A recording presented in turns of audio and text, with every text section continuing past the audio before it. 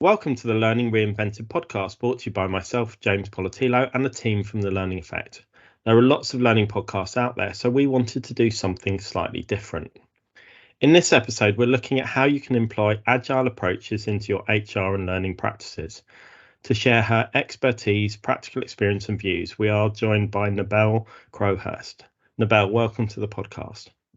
Hi, James. Great to be here.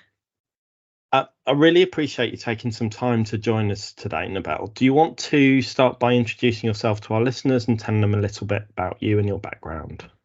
I can. So my name's Nebel. I am the Chief People Officer at a company called Reward Gateway.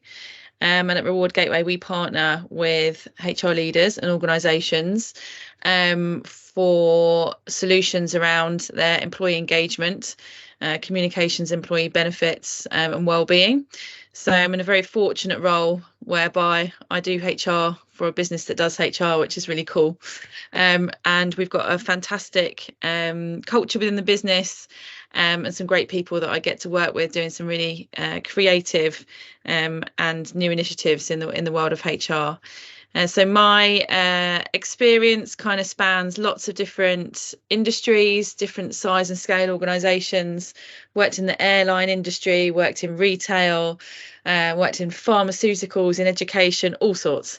And across all of those different businesses, in some respects, you face similar challenges, and in others, there are nuances dependent on what industry you're in. And one of the areas that I feel really passionately about is how we can utilise Agile principles and how they apply, regardless of what type of organisation you're in, and how they help us deliver great work in HR and how we support the organisations we work within. And I know you've had that diverse background in terms of different sectors or industries that you've worked in, but also as a Chief People Officer, you've come up the learning and development route, which isn't necessarily typical. There are people who come up that route, but it doesn't tend to be the traditional way to get to a CPO role. So how do you think that learning background enhances your CPO role, and what challenges does it create for you? Yeah, I'm not a typical CPO, I don't think. But then I guess what is typical, I suppose everybody's unique in their own way. And certainly my HR career did start in learning and development, which was a real joy for me. If I go back early on in my career, I don't think in those L&D days I ever thought that I'd be in the position that I'm in today. I'm not quite sure sometimes how that happened, but it's been a really great journey and kind of career experience for me. But I think where I lean to in the role that I do now is very much around people experience. So when I'm thinking about what we do in our people team and how we support in our organisation, it's that experience-led focus. Of course, you have a responsibility when you're overseeing a HR function and a people team to have the right policies and processes in place, and we do things in the right way, legally and all those kind of things. But my lean tends to be much more towards what's the overall employee life cycle. How do we make sure that we've got a really fantastic employee value proposition, and what does the employee experience look like overall? And I think that probably stems from having come from that L&D space, because when you're in L&D, your focus is about enabling people to grow and thrive and be the best that they can be. And so that's evolved over my career to where I am today. And I know we're going to touch upon Agile as part of that. And, that's something that's built into that practice, that it creates those employee experiences, that deals with everything that you're doing in the business. Now, Agile is one of those phrases that people will probably have heard of. But again, some people may not know what it is. So can you bring that to life for people? Yeah, I think for some people, they might hear the term Agile and think that refers to kind of flexibility, nimble decision making, and maybe even the way in which they approach their sort of hybrid or flexible working approaches in an organisation. For me, Agile is far greater than that. So Agile practices and Agile methodologies actually started decades ago in the software development and tech space. And as that's progressed over the last few decades, lots of other areas of organisations have seen that some of the practices and principles that were being used in software development could just as well be applied to other areas of a business. So for me, it's much more a methodology. It's an approach to work. It's a series of different techniques that you can use that enable you to be able to make better decisions around how you prioritize the work that you deliver into a business. It enables you to deliver solutions that are more aligned to what the business needs, because it encourages regular feedback loops, so that you are staying very much aligned to perhaps business changes as you're designing and creating solutions to support and enable a business. And it also creates a very different mindset. So Agile talks a lot about self-organized teams. So removing traditional hierarchy and encouraging autonomy and empowerment in people in the way in which they show up to work, and having much more kind of shared collaboration with the way in which they deliver their work. So it's a whole methodology and a whole approach to how we do what we do. And that's really helpful to sort of give those parameters of the methodology, the thinking, self-organized teams, lots of different things encompassed in there. Can you give us some specific examples of how you've applied that Agile approach to help improve the practice you're doing, or help improve the teams or businesses you're working in? Yeah, I think Agile is such a broad spectrum of different techniques and methodologies you can use.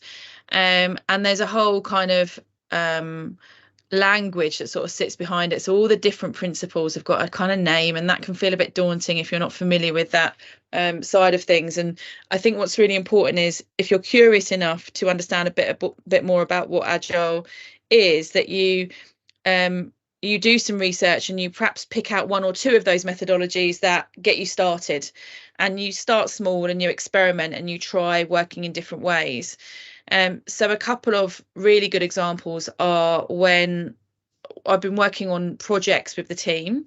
And sometimes with projects, it can feel quite lengthy and cumbersome to actually get from the start of a project to the conclusion of a project and deliver something out to the business.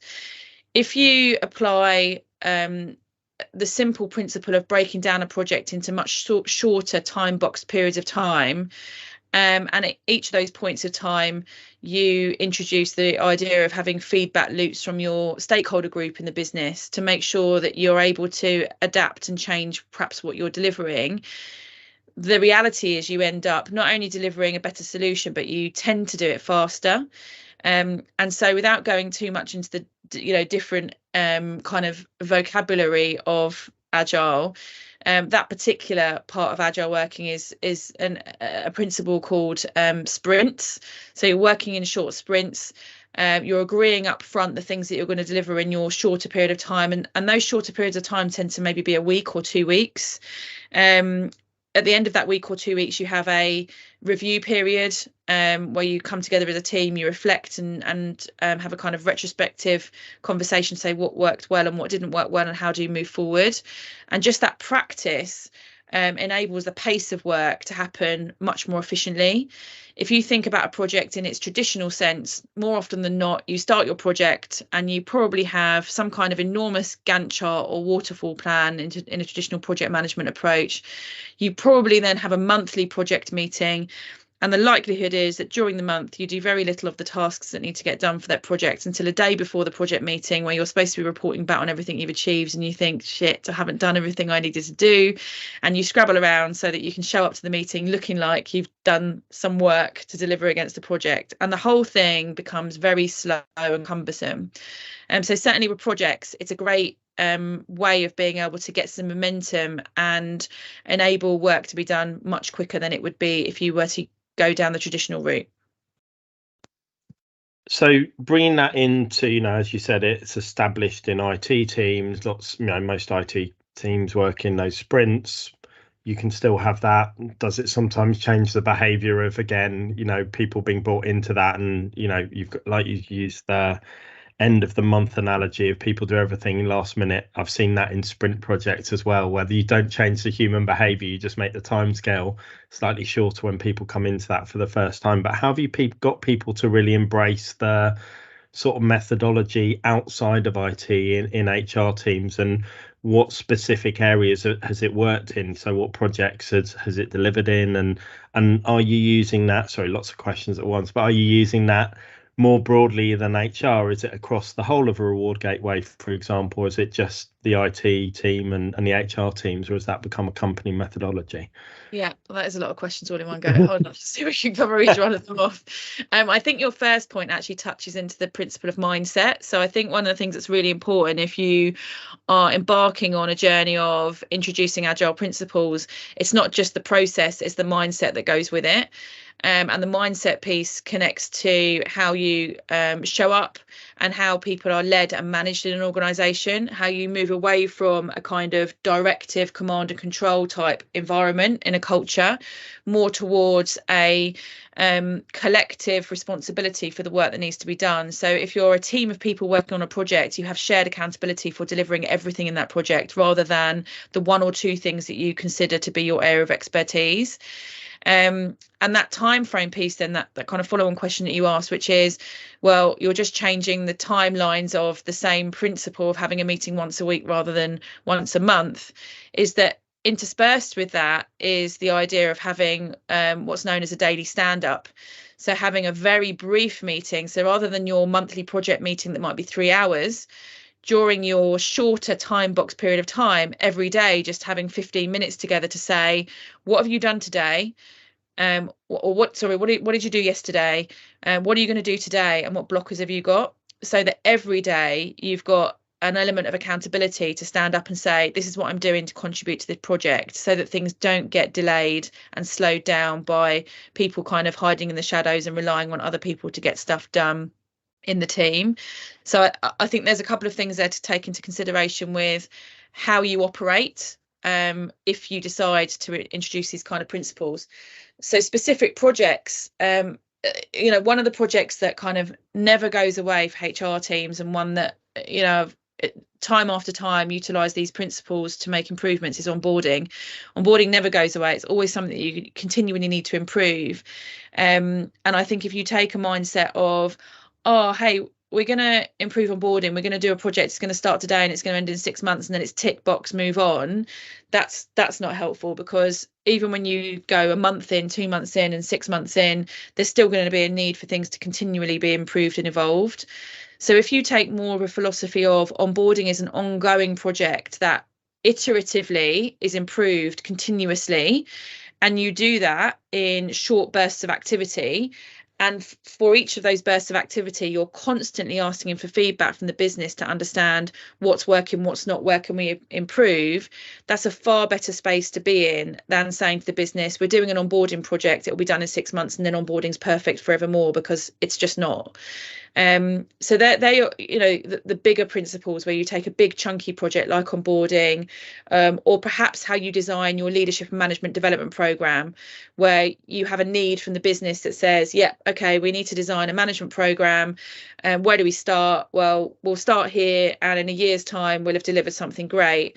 And actually that's too long, and the requirements of the business might change as you go along. So it's either large scale projects, or you can start the complete opposite end of the spectrum, where you simply say, actually, we want to work differently in terms of how we communicate as a team. So let's utilize the principles of a regular stand up. And instead of having a bi-weekly department meeting, we have a 15-minute check-in each day where we simply give a very short update to say what we've been up to, and we move on and we keep progressing forward with our work. And the difference in the methodologies and what you use tend to lend themselves to different areas of HR more effectively. So where you've got areas of HR, perhaps like learning and development, that have larger projects to deliver, some of the bigger principles kind of lend themselves well. Then you might have areas like people operations that are more reactive and responsive to work that's happening on a day-to-day basis, that don't tend to lean into project work. And in which case you can use some of the principles but apply them slightly differently to how you show up each day as a team. I think that's really helpful to bring it to life for people, because again, that application of principles sometimes into real work is where things fall down. So it's great to hear from someone who's using those practices, and like you said, adapting them for different parts of the HR function as well. And I think with all methodologies, adapting them to what suits with your organization. So you'll use the general methodology and everything else, but play up and down for certain parts of that within, as you said, L&D, longer term projects, people operations, more reactive and responsive, but there's still principles you can take from that and apply. So I think that's great. One question I did want to ask you was, you talked about self-organized teams, and traditional HR is sort of driven by this hierarchy principle. Most HRISs are driven by hierarchy principles. So how do you sort of balance that in? So how have you managed the self-organized teams into maybe more traditional hierarchy, command and control structures, and some of the, I think, the infrastructure that keeps those things happening? Because sometimes reviews, rewards mechanism, organizing, and again, things like systems can try and make that quite difficult. So I'd love to hear some of those things you've done to overcome that. Yeah, it's a hard one because hierarchy is to some degree entrenched within organizations. So there's also a difference, in my view, between leadership and hierarchy. So to some degree, there's an element of hierarchy required because chances are we've got processes in our businesses where things need to be signed off and approved and those kind of things, right? And I'm not sure we're ready, some businesses might be, but, we're still going to need a little bit of that. How we show up as leaders and managers in our organizations is where I see the difference, and how you foster environments of empowerment and autonomy in the work that people do is what's key to shifting the mindset to how we get work done. But it can also be a case of how teams look at the work that they've got. So as an example, if you take an area like talent acquisition, if you've got an internal kind of talent acquisition team, and perhaps you're aligned to specific business units or business geographies, so each talent acquisition partner is responsible for a specific country or business unit, that's okay. But the reality is the volume of work that comes into each of those business units or business geographies will come in ebbs and flows. And you'll end up with one person that's massively busy because they've got a huge, portfolio of roles that they're recruiting for, and then another area that's perhaps not so busy for a period of time. So what we've been looking at is, whilst we've got kind of key areas of responsibility as a sort of starting point, what then needs to happen is, when you've got a glut of work or a high volume of roles, as a team, the team come together and say, oh, hang on a second, we've got a whole load of roles going on in this particular area. That's not my area, but actually I've got capacity right now. Let me lean in, grab hold of some of those roles, and we balance the work between us all. And we look at that as a team collective, rather than either saying, well, that's not my area of responsibility, so I'll just leave you with that, or not saying anything and waiting for a manager to come along and say, excuse me, but this person's really stretched, could you pick up the work for this person? As a team, they should be self-organizing and reviewing the workload, and being able to push and pull levers where they need to make sure it's managed more effectively. So that's a kind of practical example of where you can encourage the principle of self-organized teams in just general day-to-day work in a TA function. And I think that's great, and having that collaborative team who are solving their problems, who are helping each other out, and creating that culture, is again what I've tried to do in the teams that I've developed. But sometimes I've felt in the past I'm pushing against the organizational structure of, well, we're driven by individual accountability, which doesn't drive team behavior sometimes, because I've got a set of objectives where my bonus is paid for. So it's just how you start to break down some of those bits, because like you said, you're going to need hierarchy to sign off a purchase order or something like that, or to approve annual leave, or there's certain structures that might be there, but then sometimes that reward and recognition processes and some of those organizational leadership and management processes are the real things that stop that happening. Yeah. And I think it's that point about kind of goals and measures, I think is another area of consideration. So traditionally, you would probably say that if you're following a traditional performance management approach, it's that kind of setup where at the beginning of the year, we map out what's going to be delivered. There's a cascade of objectives through the business, and each individual lands on being given their, 5 or 7 objectives that they've got to deliver by Christmas. The reality is the world evolves through that year. So how can you possibly set out goals that you're going to measure people against for a full year ahead and then suggest that their bonus is going to be paid out on it? It's just not realistic. So when you start to move away from kind of objective setting and formulaic kind of KPIs, and you move a bit more towards, in Agile world, what's known as OKRs, so objectives and key results, and you look at shorter, again, it's this shorter time period, and perhaps you set OKRs that are more sort of on a quarterly basis, that are much more able to be adapted given the business needs, then I think it's a much fairer way of being able to measure performance, but also a better way of making sure that what's being delivered is what the business actually needs. So I think there's a whole piece there that businesses and HR and people teams need to be exploring around: how are you measuring success, and what does that look like over whatever period of time you're currently looking at? And I would personally really encourage people to move away from the full year review, because it's just not a reality. And all you're doing there is then creating difficult conversations with managers and employees when it comes to the end of the year, when they kind of have to go, oh yeah, we did set you this at the beginning of the year, but actually you weren't able to achieve it because business demands change. So now what do we do?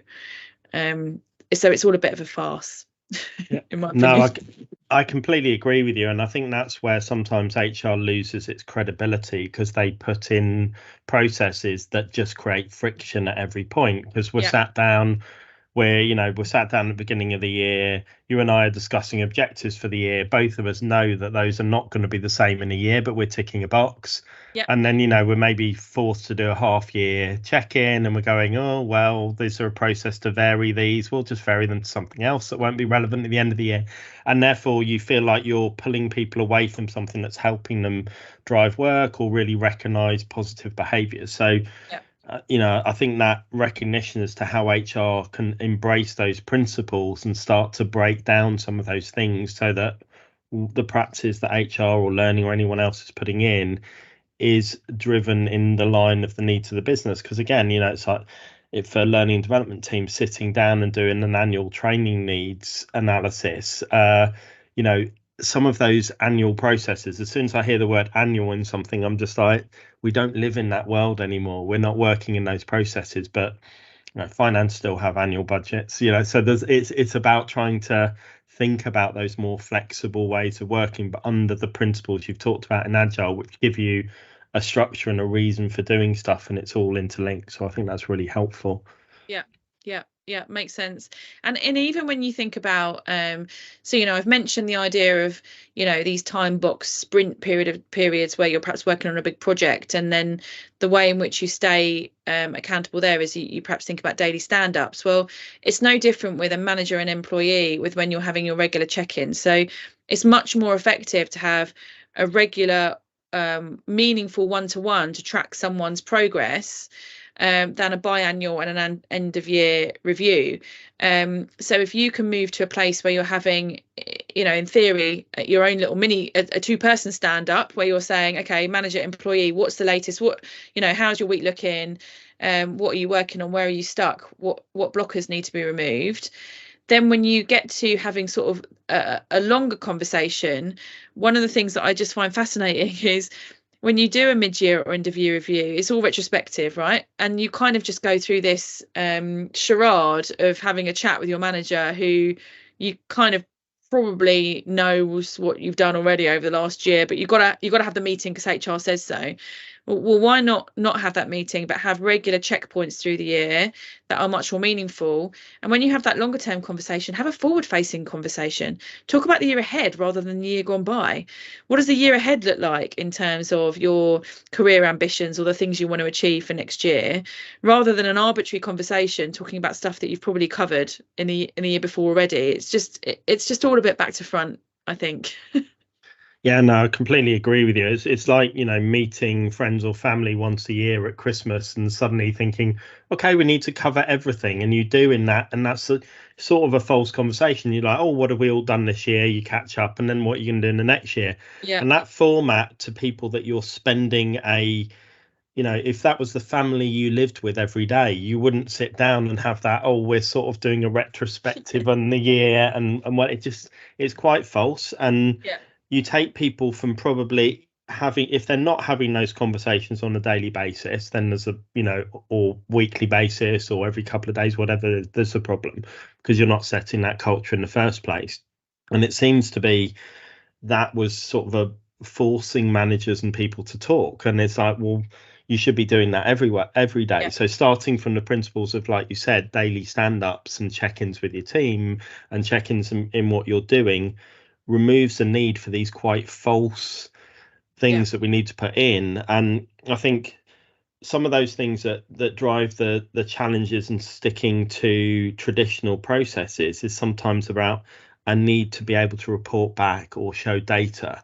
So I'm just interested in exploring within that agile approach how you're showing sort of progress, reporting, contribution, all of those things and value. Because again, I sometimes think in HR or learning, we're just producing metrics because we can, or they're easy to capture, or because we force people to do them. So how can we do that better using agile methodology? Yeah, I think it's a really good point, and I think it's one where in our profession we need to continue to get better at. I think it goes back to this point about credibility. So to be seen as a credible business impact function, you've got to be able to show the difference and the value that you're adding to the business, rather than being order takers, process drivers, and nothing more than people policy makers. We're so much more than that. But I think I still stand by, to be able to demonstrate the impact, doing that on shorter, more regular intervals rather than waiting for the end of the year is a better way of being able to say to the business and to stakeholders in the business, these are the things that we're currently driving. So when you're looking at data, yes, you're going to have the kind of headline people metrics like labour turnover, retention, the time it takes to recruit people, all those kind of measures. But I think we need to be much smarter and then saying, well, okay, well, how do those measures then have an impact on the overall business performance?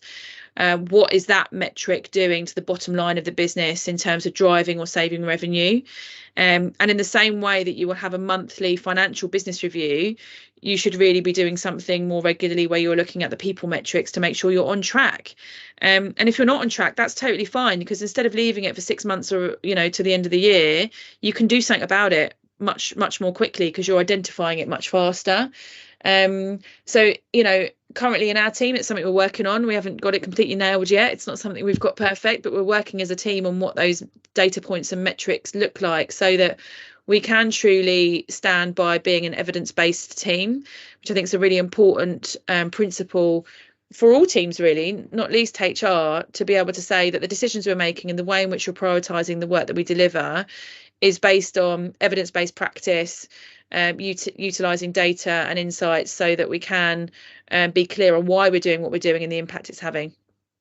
Yeah, and I think there's lots of principles that fall into that, being analytical in the and critical of the requests you're getting in. Again, working on projects recently, we've been looking at stuff, and as soon as you drill down into the data, you find that a massive issue is being made out of something that maybe is covering half a dozen people, and yet an issue that's covering 200 people is not as red flagged by the business. And it's trying to be that sort of data rational, but looking at lots of sets of data, not just hard data, but all the other things that sit in your business. And then the lead and lag indicators, which again, we tend to wait for these lag indicators to come along and say, oh, look, we happen to get something in on a 3 monthly basis, what we find out how has this changed. And it's almost like waiting for your lottery numbers to see. You should know in advance whether you are pushing the metrics or the levers to move those things, and whether they're moving in the right way, why they're not. And some of that daily check-in and the sprints and things like that can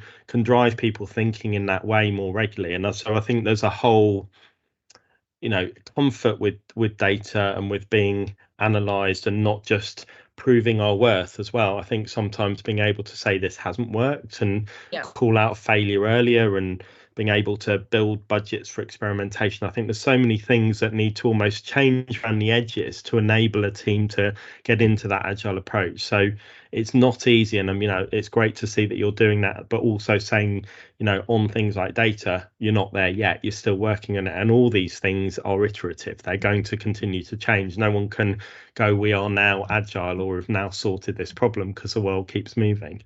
Yeah, no, absolutely. It is. It's a constant evolution, and it's keeping on looking for where you can make those improvements. And certainly from L&D point of view, when you're looking at impact evidence and data, we have to move away from being satisfied that the only kind of insight that we have is based on sort of first line feedback from participants in programs saying that it was useful. I mean, that is just not okay. We have to get to a place where everybody is clear on the scale of impact L&D initiatives have in businesses, and the behavioral change or the financial impact that the solution is bringing. Because it pains me when I have examples where it's oh yeah, we're measuring the impact. Okay, how are we doing that? Well, we're asking delegates whether they took something from the program. Well, that's nice, but that's not really good enough.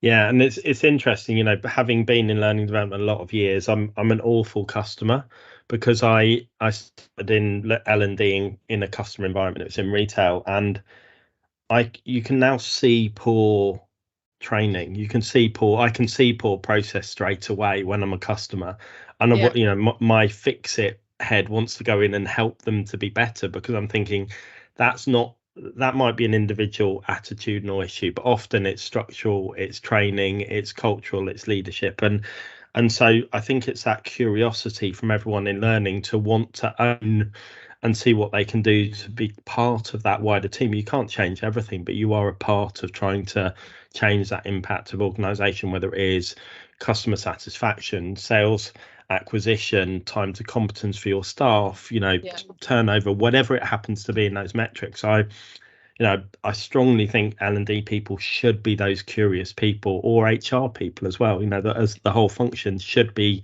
wanting to make those things work, because I think that's what makes it interesting for me.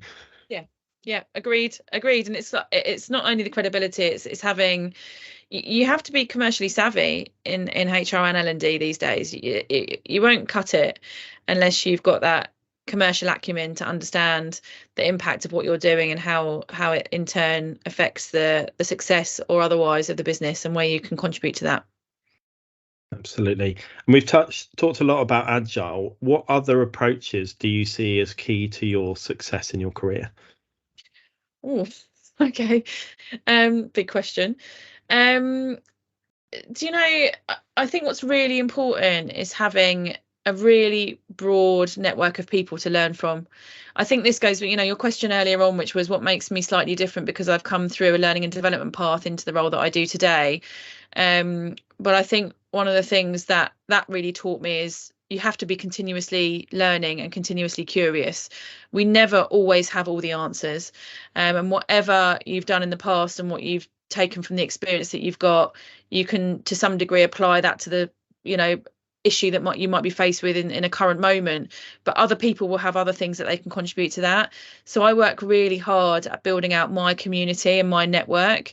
I know it's a bit, people don't like, I've got to go networking, but let's not make it a hard thing. It's just meeting up with people, and people that are either inspirational to you or like-minded to you, that you can have really good conversations with, but also that you can build trusted relationships with. I've got some really good communities that I've nurtured and put the effort into over my career that I really value. So I feel like it's a bit of give and take. So it's about sharing your own experiences for others, because they might be able to learn from you and that might be helpful for them, but also knowing then that you can gather insights and learning from the people in your community. So I think a really important part of my career is how I've built out those communities, and I've just got a huge appreciation for the amount of people that I've got that I know that I can connect into, that I would see as sort of trusted advisors, and indeed almost become friends. So it's your profession, but at the same time I've built friendships over the years that are with people that I know I can really lean on and say, God, I'm dealing with this, what do you reckon? But they equally know they can come to me and say, God, we're dealing with this, I don't know what to do, you've done something like this in the past. So that community and network piece is really, really valuable. Yeah, I think that's key. And certainly as you move up in organizations as well, the roles become lonelier internally, because you need to have that network and support and those people you can bounce ideas from. And as you said, those trusted advisors or confidants or whatever they happen to be. I think my next question is sort of leaning upon probably a similar answer, but you've also moved from sort of different business industries, different business cultures, etc. How have you made that transition successful? Because some people will stay in one vertical for their entire career. Some people move about by accident, and some people make it a deliberate part of their career to move into different industries. So how have you approached those different changes as you switch from one to another? Yeah, mine's the latter. So mine was always deliberate. So every time I've made a career move or a job change, I've consciously wanted it to be a different sort of size and scale type organization. You know, smaller, larger, global corporate, small startup, different industries, because that for me is interesting.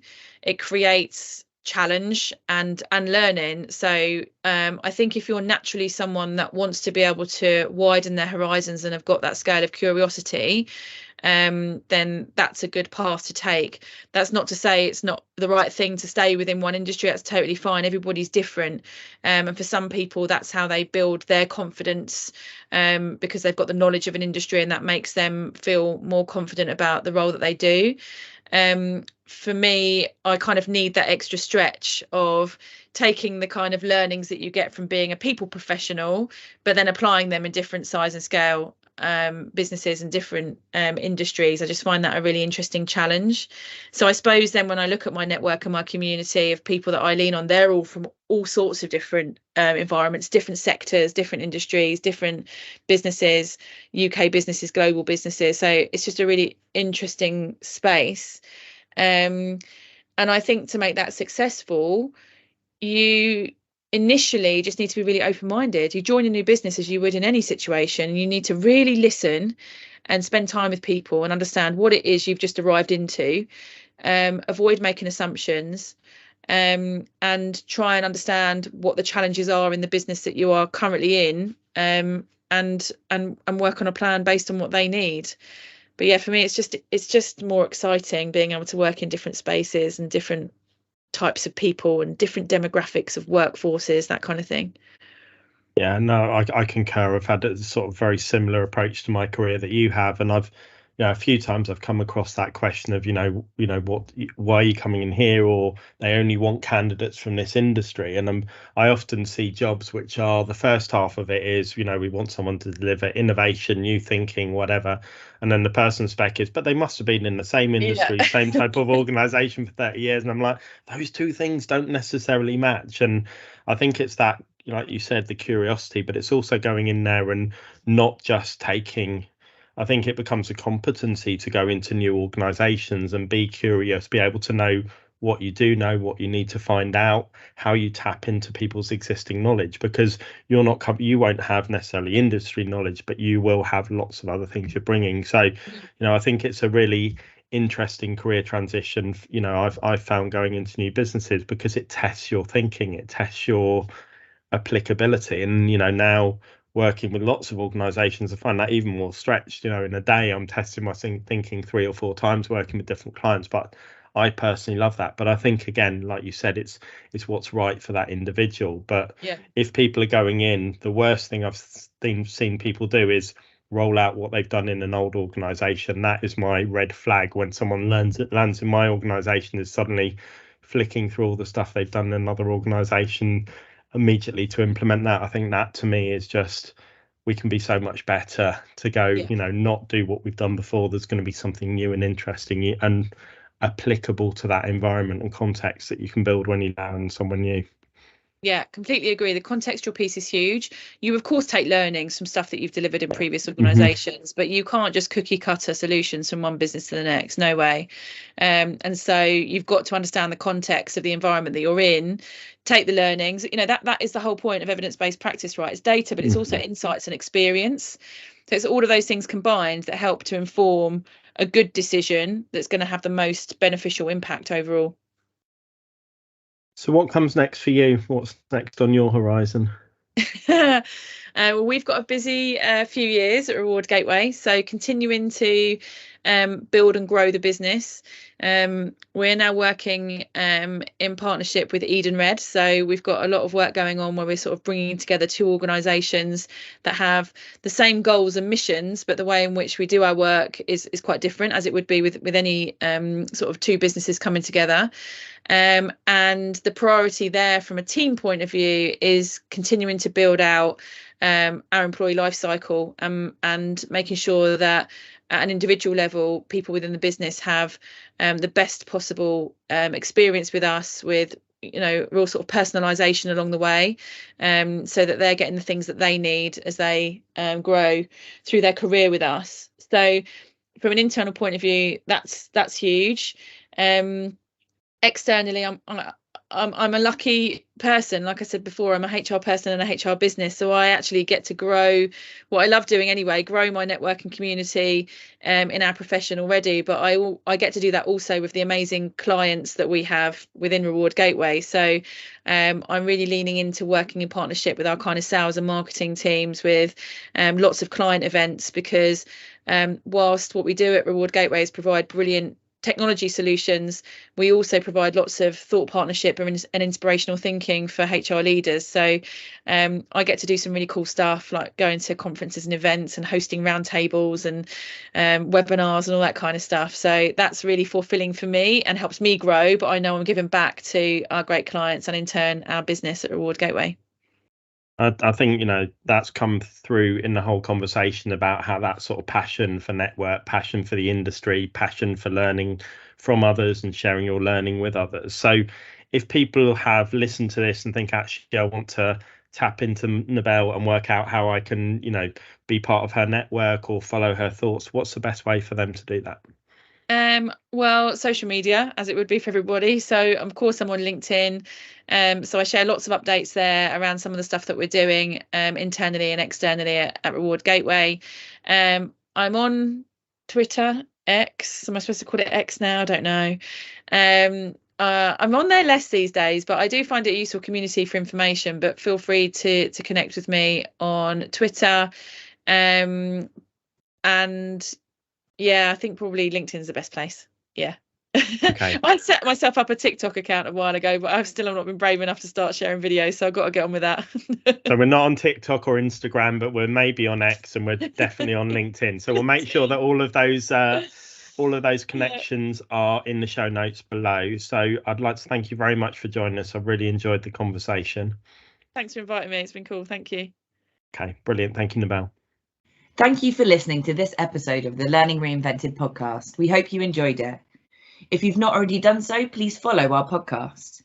And if the learning effect can help you and your organisation, please do get in touch.